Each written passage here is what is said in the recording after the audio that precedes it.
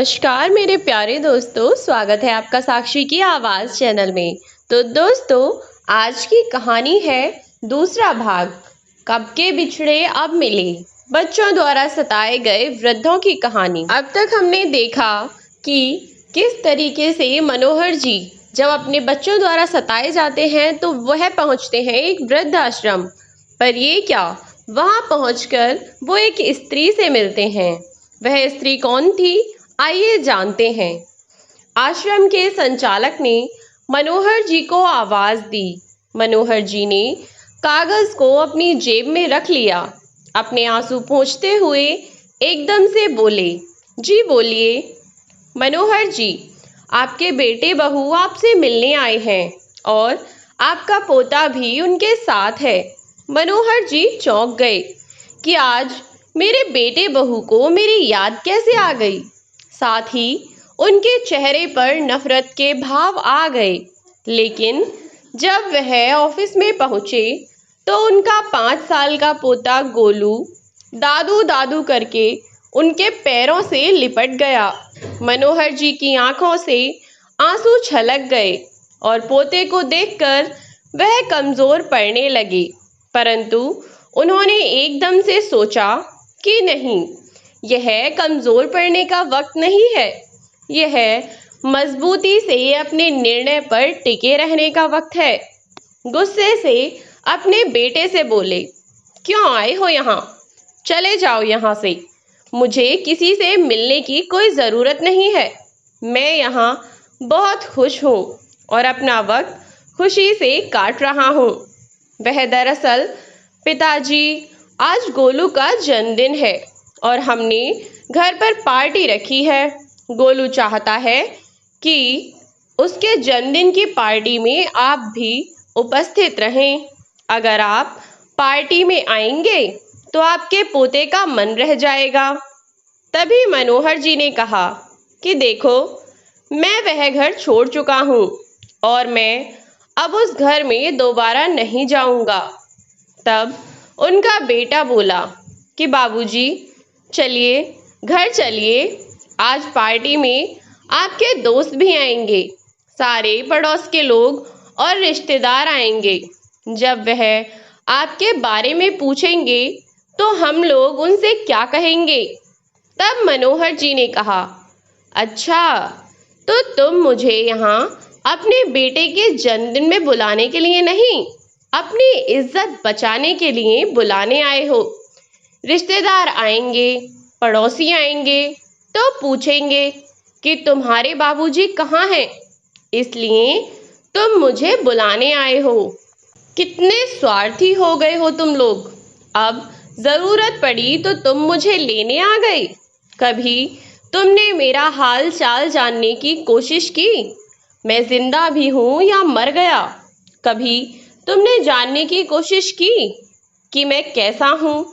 अरे, इतना तो तू फोन से भी जान सकता था, तो फोन से ही मेरा हाल चाल ले लेता।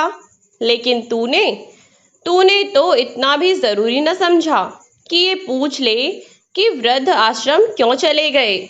आज जब जरूरत पड़ी तो आ गए हाथ जोड़कर लेने।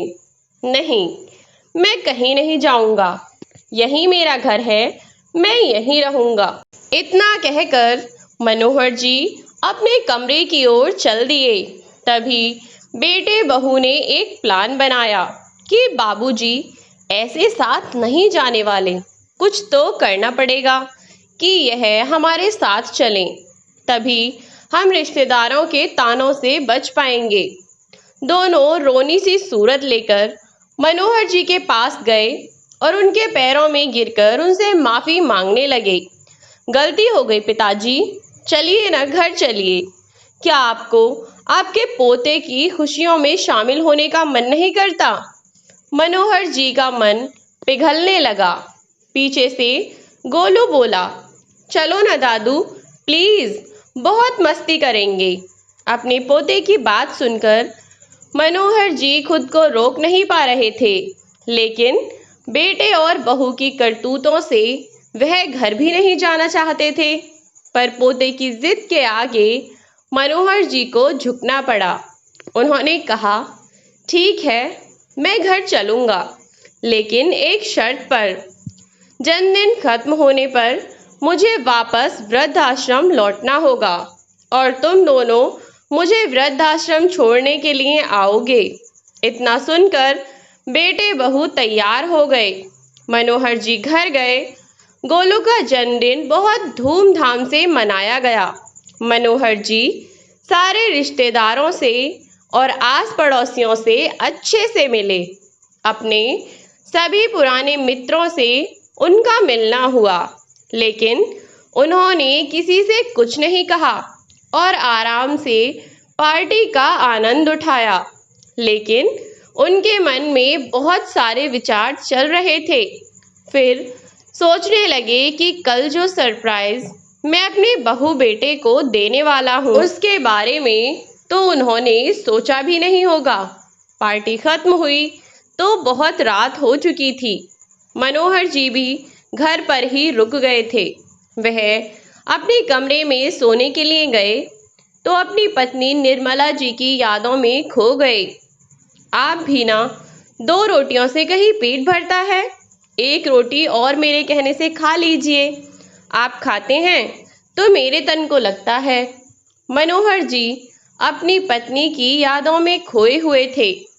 अरे नहीं निर्मला, मेरा पेट बिल्कुल भर चुका है, अब और न खाया जाएगा। कितना खिलाओगी?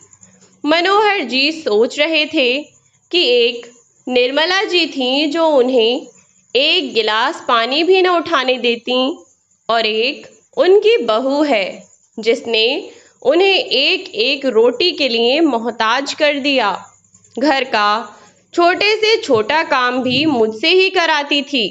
घर की साफ सफाई से लेकर बर्तन सब्जी लाना, सब कुछ काम मेरे ही जिम्मे कर दिया था।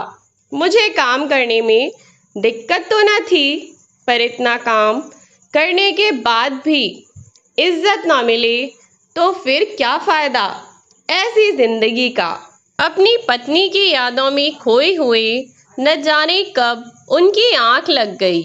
जब सुबह हुई और वह कमरे से बाहर आए तो उनके बेटे और बहू दोनों तैयार खड़े थे। बहू सुधा बोली, चलिए पापा जी, तैयार हो जाइए, आपको वृद्धाश्रम छोड़कर आना है।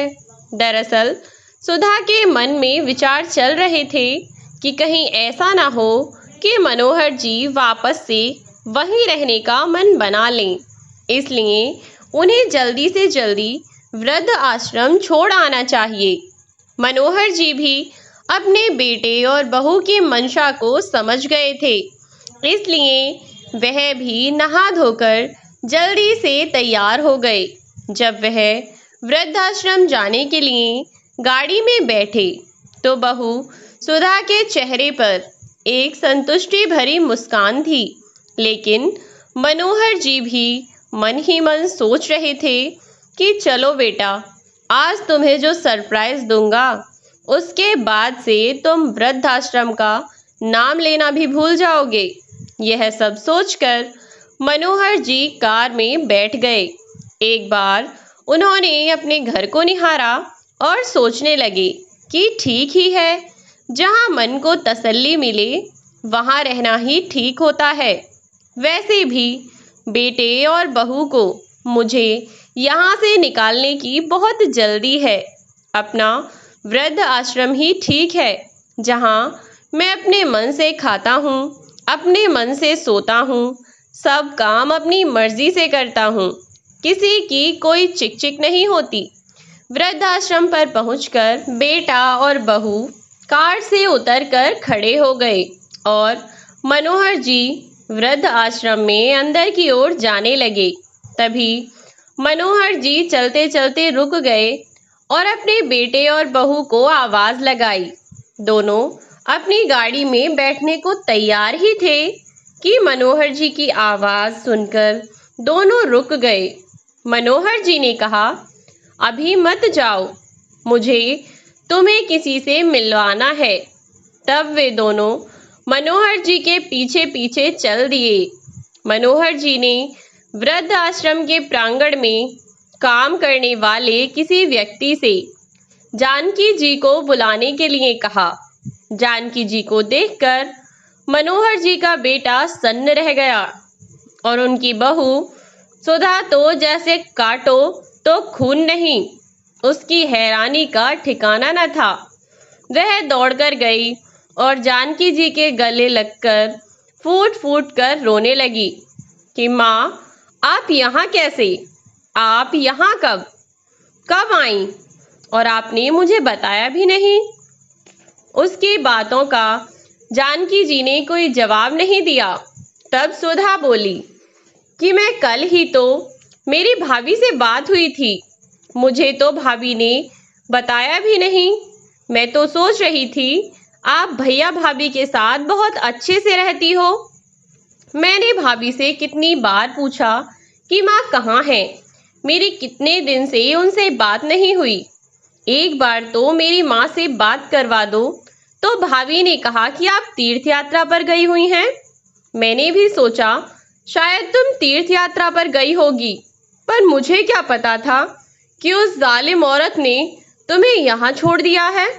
सुधा की बात सुनकर जानकी जी फूट फूट कर रोने लगी और कहने लगी कि बेटा, भाई भाभी ने तुमसे झूठ बोला था। वह मुझे यहाँ 1 महीने पहले वृद्ध आश्रम में छोड़ गए। लेकिन माँ, तुम मुझे फोन भी तो करके बता सकती थी। उन लोगों की हिम्मत कैसे हुई मेरी माँ के साथ यह सब करने की? इतना कहकर सुधा अपनी माँ से लिपटकर रोने लगी। लेकिन बेटा, मैं तुम्हें कैसे फोन करके बता सकती थी? जिस दिन मैं यहाँ वृद्ध आश्रम में आई तो मैंने देखा, तुम्हारे ससुर जी को यहाँ पर देखा। इसका मतलब तो यह है कि तुम में और तुम्हारी भाभी में कोई फर्क नहीं है। तो फिर मैं कैसे तुम्हें फोन करके तुम्हारे भाई और भाभी की करतूत बता सकती थी? इतना कहते हुए जानकी जी ने सुधा को अपने से अलग कर दिया और कहा कि मेरे बेटे और बहू ने अगर मुझे घर से निकाला है तो तुमने भी तो अपने ससुर को अपने घर से निकाला है। तुम मेरी बेटी कहलाने के लायक नहीं हो, दूर रहो मुझसे। सही बात तो ये है कि मेरी दोनों औलादें निकम्मी निकली। एक ने अपनी माँ को घर से निकाल दिया और एक ने अपने ससुर को अपने घर से निकाल दिया। मुझे तो खुद को तुम्हारी माँ कहने में भी शर्म आ रही है। अपनी माँ की ऐसी बातें सुनकर सुधा का सर शर्म से झुक गया।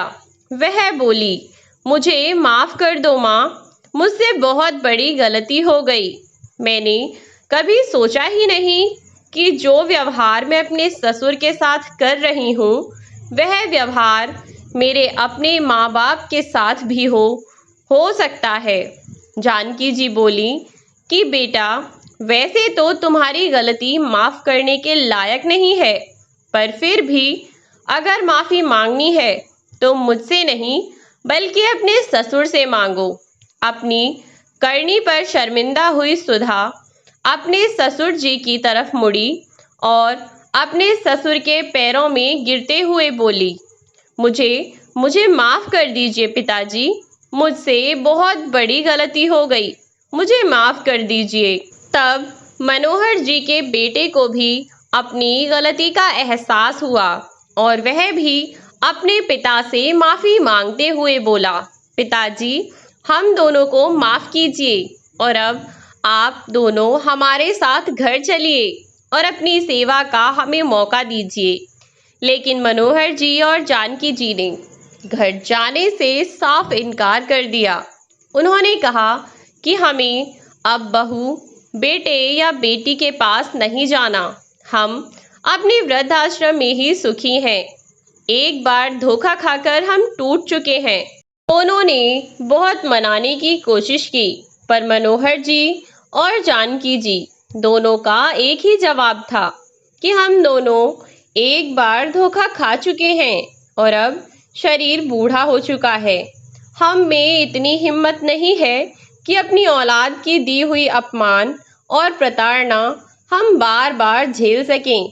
इतना कहकर दोनों अपने अपने कमरे में चले गए। सुधा और उसका पति भी दुखी मन से अपने घर वापस चले गए। जब वे घर पहुंचे तो उन्होंने देखा कि मनोहर जी के कमरे में बेड पर एक कागज पड़ा है।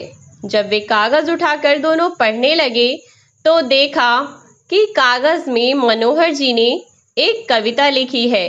उन्होंने लिखा था, क्या किसी ने देखा है, मौत से भी पहले मौत आती है। हाँ, आज मैंने देखा है कि मौत से भी पहले मौत आती है। जब जिंदगी अपने आखिरी पड़ाव पर आती है तो शरीर है जो साथ नहीं देता, बस सांसें ही हैं जो आती जाती हैं। हाँ, मैंने देखा है कि मौत से भी पहले मौत आती है। अपने पिता के द्वारा लिखी हुई कविता की इन पंक्तियों ने न जाने कितने तीर एक साथ बेटे के दिल पर छोड़े।